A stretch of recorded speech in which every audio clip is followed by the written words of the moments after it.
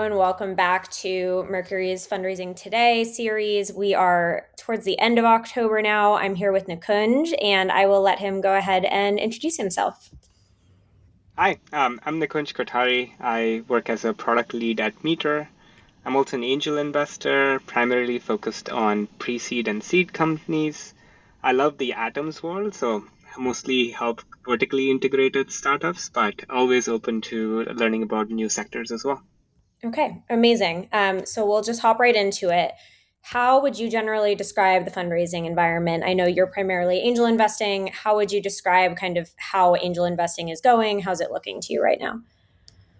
The fundraising, whether it's from angels or established funds environment, is challenging. It's definitely been more challenging than in recent years. Mhm. A lot of like macroeconomic things don't help, right? But in rising interest rates, inflation, ongoing wars, it's made investors more cautious. The last few years have been a roller coaster for founders. There are stories of money flowing freely off of memos in 2021 to money being pretty tight, even though you're growing a lot in 2023. But I always kind of felt there's like four key traits that help make certain deals more attractive. And so, strong team with unique insight, a clear value prop, a large addressable market, and kind of like a defensible competitive advantage with Yeah. a lot of focus on that latter half, it being more and more the question. So, if you can kind of prove that out, there's still I guess money to be had. So. Yeah, yeah, totally. And what types of deals would you say you're feeling sort of the least and the most momentum, as well as your personal confidence around right now?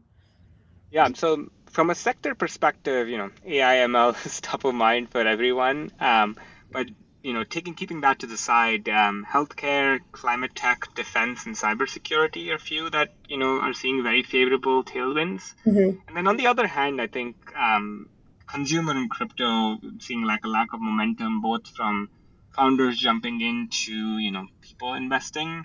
These sectors have been heavily affected by the market downturn. Yeah. But those sectors today are what I call like a true contrarian bet, and so you still see some deals happen, but from a Mm. pure interest perspective, seeing a lot of tailwinds there.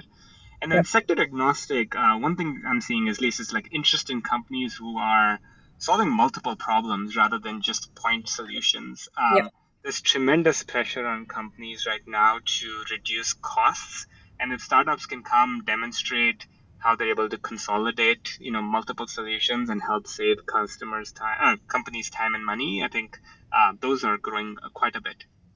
Okay, that makes a lot of sense. And then knowing that our audience is early stage founders, what advice would you give based on, maybe it's something that you've seen that you really liked in terms of deck format, or like what are you seeing that you would say, hey, founders, like if you're going out right now to raise a pre-seed or a seed, like keep these things in mind?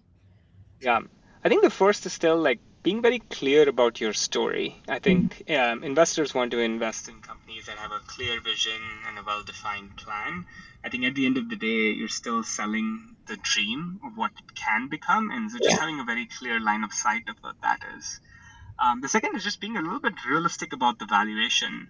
I'm still seeing a lot of founders request outlandish valuations that they've kind of heard about in 2021 that aren't rooted in reality. And frankly, this is becoming one of the biggest reasons for biggest deal breaker for investors today. And then be prepared to work hard. I know the famous adage is kind of just like work really hard on your company and fundraising will follow. Yes, growth will solve a lot of problems, but don't expect this to be a walk in the park. At the end of the day, your customers and your company is most important. Yeah. And then finally, like leverage angel investors. I think you'd be surprised, like your smallest check can have like the most output. I'm seeing a 5K check lead to introductions at like hundreds of thousands of dollars, and so and then angel investors are just by default hungry, and they're always willing to spend a lot more time with you to refine your pitch or craft like the story that they can help. So don't be afraid to lean on them, even if it's just for advice, even if they're not on your cap table. Yeah. And from angel investor to angel investor, I know we also believe like they're also operators a lot of the time. So like a lot of times when Yeah. you can bring on those 5 or 10K checks from angel investors who are current operators, they often have a lot more like tactical advice than a lot of VCs or funds are going to have for you. Yeah, introductions too. You'd be surprised at like I think there was some, I forget the blog post, but there was like a tree that showed that one 5K check led to like $500,000 or like 20 introductions, and I think at this hour that kind of helps you shorten the time you need to go fundraise or get introductions, which I think can often be very, very helpful.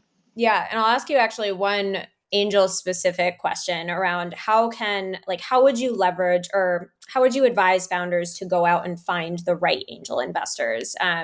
Is it by going to directories? Is it by asking around? Is it by like looking for people that have done things you respect? Like, how might you reverse engineer people finding you, for example, for deals that you'd be excited about?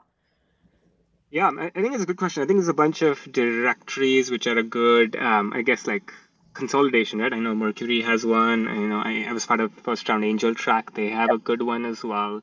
Those are good for breadth, but what I would do is actually be pretty strategic about like the kind of angel investors you get on. So let's say you're working on a B2B startup and your primary vectors are like go to market and engineering. And so look at the best companies in that area and then kind of pick upcoming people there, like people who've kind of been early there, early employees at those startups are probably good, most likely are angel investors. And oftentimes, quoting the famous pitbull, which is ask for money you get advice, and then ask for advice you get money twice. It works very well. Like oftentimes people will ask me for advice and I'll end up investing even though I had no interest in doing so. So Yeah. Well, I I think could not have Pitbull on my bingo card for this conversation.